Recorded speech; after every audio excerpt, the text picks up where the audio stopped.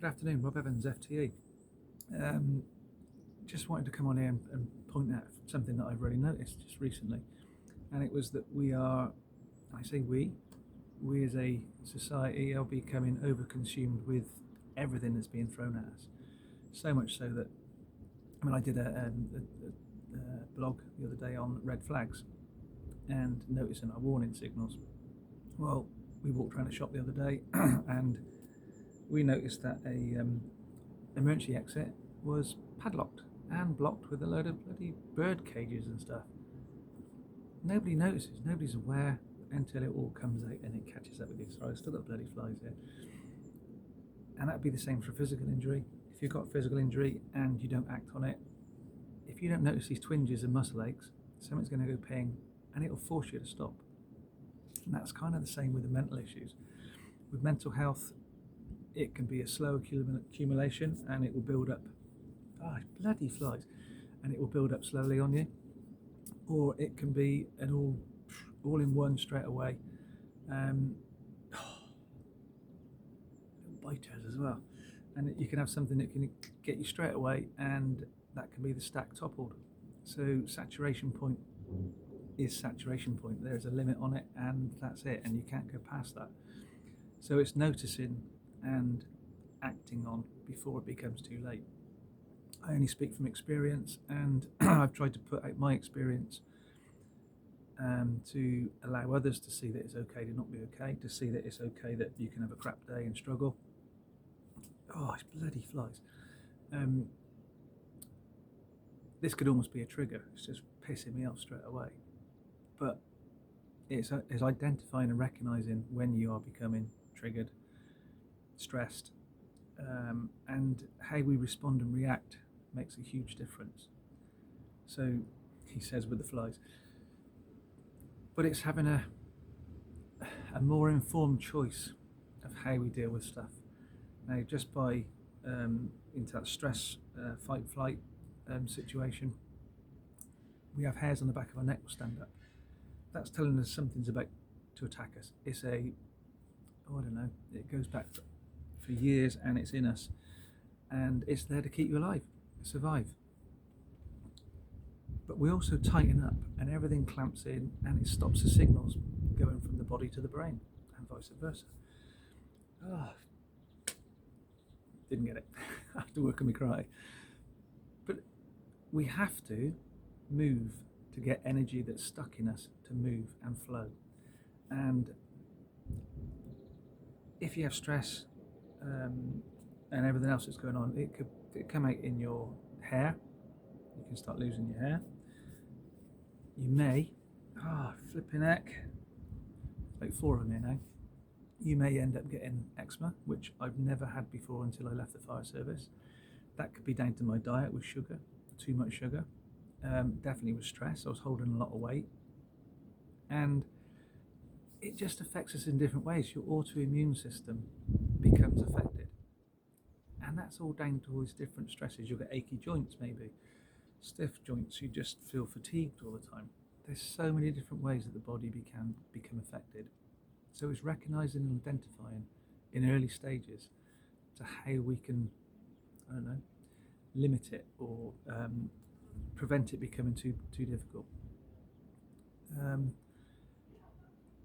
There's messages that I've sent out, and I'm not very good at self-promotion, as you probably gathered. It's difficult to have a voice. I know people have always said I've been outspoken, but being outspoken and vulnerable is totally different. You can see me get bitter. It's going to be live on my air, isn't it? Bastards. But being vulnerable about what I've dealt with, I don't open up to very many people. And it makes you realise that by me being vulnerable and open, other people are also struggling. So that's kind of why I did my FTE. Is one, it helped me because I was writing about it and processing it and getting it out of my head, dealing with some weird stuff that all accumulated up, but it also shows other people that it's okay to not be okay. We're not superhuman just because you put a uniform on. And anyway, we all know that PTSD and mental health issues has no boundaries. It doesn't care if you've got a uniform or not. It affects anybody and everybody. If it shows itself, depending on what you're dealing with. But we can, and the whole point of doing this again is to encourage others to see that there's hope, there's light at the end of the tunnel. Oh, fucking flies. There's light at the end of the tunnel. We can get through it, providing you put the work in, and that's no different to if you want to walk up a bloody hill. If you want to see the view at the top, you've got to get your ass up there and get to the top. It doesn't matter if you take 3 years, 4 years. Hey, you might even take the bloody car and drive up. But unless you get there and take action, you ain't going to get to the top and see the view. And that's the same thing. We have to move. So moving your body will help move trauma that's stuck in your body. It can be gentle exercise, or you could go a bit extreme like I do, but I wouldn't say that straight away, and that all takes time. So it's got to be slow and steady and in progress and in your speed and time. This is probably the best one I've ever done, and you'll be laughing like, that's a bloody nightmare. But the message is really that I've put plenty of messages out there. We are overconsumed, and sometimes we just haven't got time to sit and read. We can't be bothered. It needs to be short and punchy for us to actually take that in. But most of us now don't even respond to a bloody car alarm going off or a fire alarm going off, which is really worrying. We just think, oh well, it's not happening. It's not happening to us, because we're just dismissing it and disassociating from it. So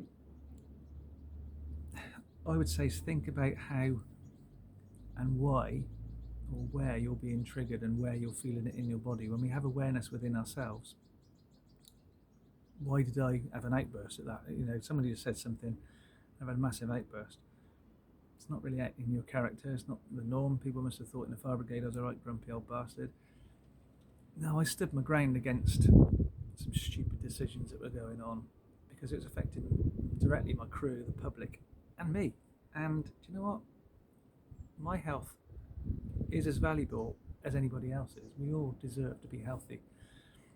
So kind of standing my ground against stupidity or stupid decisions and cutbacks is something why I had to do it. So probably not flavour of the month with the modern or the senior management, but it's tough shit. I'll always be open and honest, and the messages I've put out, and I have been bloody vulnerable.